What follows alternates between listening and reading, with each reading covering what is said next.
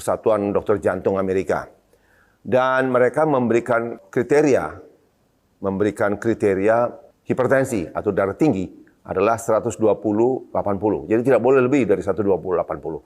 Ini kriteria dari American Heart Association yang masih berlaku sampai sekarang. Tetapi ternyata ada pendapat lain dari AAFP. Apa itu? AAFP. American Academy of Family Physician. Jadi persatuan dokter keluarga di Amerika ya. Ini memberikan kriteria yang berbeda, yaitu tensi harus di bawah 140/90. Jadi cut off-nya 140/90. Apa sih dampaknya gitu? Apa dampaknya adalah jangan sampai orang yang masih dianggap punya tekanan darah normal sudah dikategorikan sebagai hipertensi atau darah tinggi. Akibatnya apa? Anda akan terus dikasih obat penurun tekanan darah. Dan ini bisa berlangsung seumur hidup. Kita tahu obat-obat itu penuh dengan efek samping, ya. Jadi kalau tidak perlu betul ya jangan. Cochrane Library ini adalah badan independen yang memberikan review pada semua medical journal. Jadi penelitian-penelitian mereka review. Ini badan independen ya. Dan badan ini, Cochrane Library ini juga mengatakan bahwa cut off-nya adalah 140/90. Oke? Baik. Jadi pesannya adalah begini. Di Amerika itu pada saat Anda datang ke doctor's clinic, tempat praktek klinik dokter ya. Seringkali Anda segera dikategorikan sebagai mengidap darah tinggi. Kenapa bisa begitu? Sebelum saya jelaskan lebih lanjut, perlu diingat bahwa in European clinic, jadi klinik-klinik di Eropa, tidak lagi memeriksa tekanan darah di tempat praktek dokter. Tapi pasien itu diberikan cuff begini, diberikan alat pengukur tekanan darah, bawa pulang ke rumah. Karena itu harus diukur di rumah, bukan di tempat di klinik-klinik. Kalau di Amerika masih melakukan itu. Nah, apa keberatannya? Karena ternyata kondisi seperti di klinik di Amerika, itu begitu datang, kita registrasi, kemudian cepat-cepat diperiksa tekanan darahnya. Hal itu sebenarnya tidak benar. Kenapa? Nanti ada false reading. Jadi Anda diukur tinggi tekanan darahnya. Semua dibilang tekanan darah tinggi. Semua langsung cepat-cepat kasih obat penurun tekanan darah. Padahal apakah Anda tekanan darahnya tinggi? Belum tentu. Karena ada kriteria-kriteria ini. Mari kita lihat ya. Jadi pada saat Anda mau diperiksa tekanan darah, Anda harus rileks 10-15 menit sebelumnya. Jadi jangan jalan gitu langsung masuk klinik, langsung periksa, ya pasti tinggi. Ya kan? Harus duduk dulu, duduk di dalam ruangan yang tenang, tidak berbicara selama 10-15 menit. Ya, itu syaratnya. Oke? Kemudian juga ada faktor lain ya. Kalau Anda malam sebelumnya, Anda tidurnya tidak cukup. Keesokan harinya Anda diperiksa tekanan darah. Itu tekanan Anda bisa naik antara 5-30 poin. Satu. Kemudian kalau Anda habis latihan, ya seperti kita di gym ini, habis latihan, kita selalu periksa tekanan darah sebelum dan sesudahnya. Ya, memang itu bedanya gym ini dengan gym-gym biasa. Ini gym dipegang oleh seorang dokter spesialis dan ada di rumah sakit. Jadi sebelum latihan kita periksa. Tapi sesudah latihan kita periksa juga dan itu harus diberikan istirahat seperti tadi, 10-15 menit baru diperiksa. Karena kalau habis latihan, tentu tekanan darah naik. Kalau langsung diperiksa, itu hasilnya adalah false lagi. Jadi itu ada kenaikan 5-30 poin sehabis latihan ya. Kemudian yang lain adalah kalau kita periksa cuff-nya ini langsung di atas baju ya. Itu ternyata memberikan false reading. Jadi Anda harus buka ini. Yang baik tuh ya kalau tidak bisa dibuka, diangkat lengannya, ya buka bajunya supaya ini langsung ke kulit ya.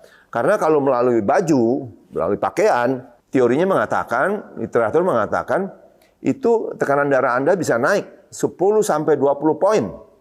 Dan kembali ke tadi, kalau misalnya habis latihan, tidak ada waktu rileks 10-15 menit, itu berapa sih tingginya bisa false readingnya?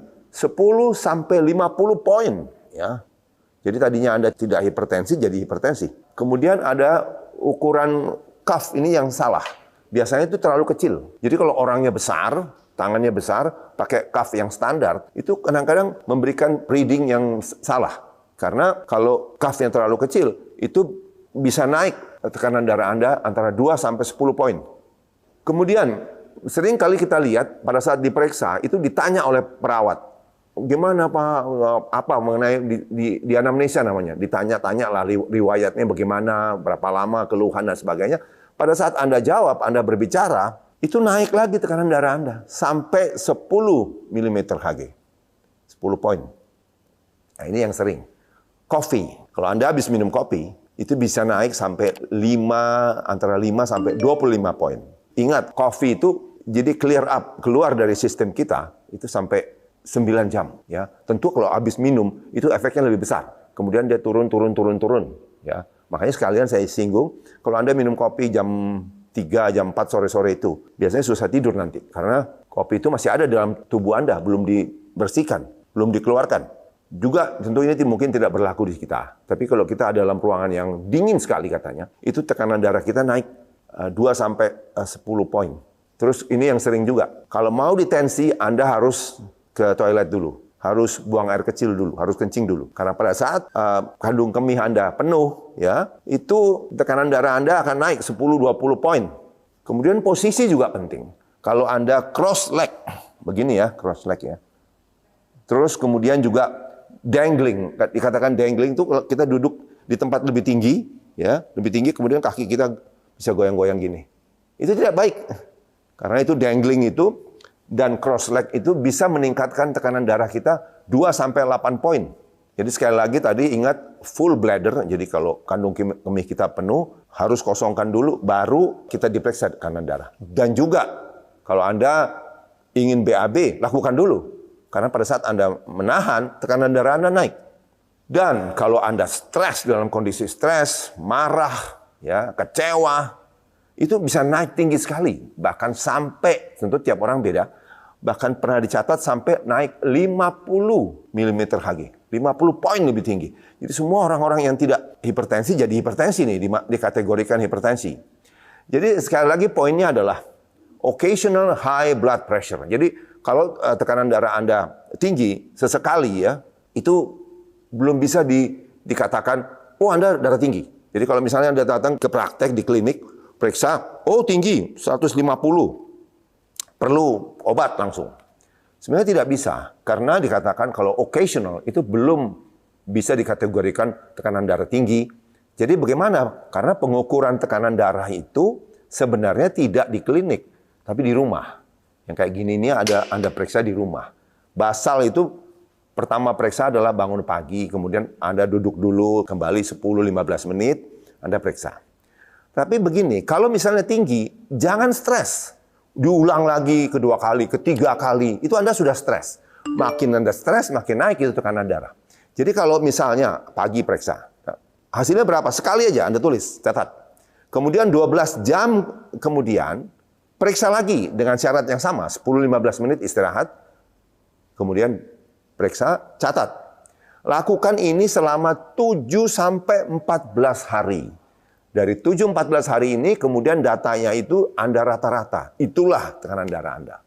Jadi nggak bisa itu katanya, langsung ke dokter di kamar praktek, belum istirahat, langsung periksa, 160, 120, Anda darah tinggi, langsung dikasih obat.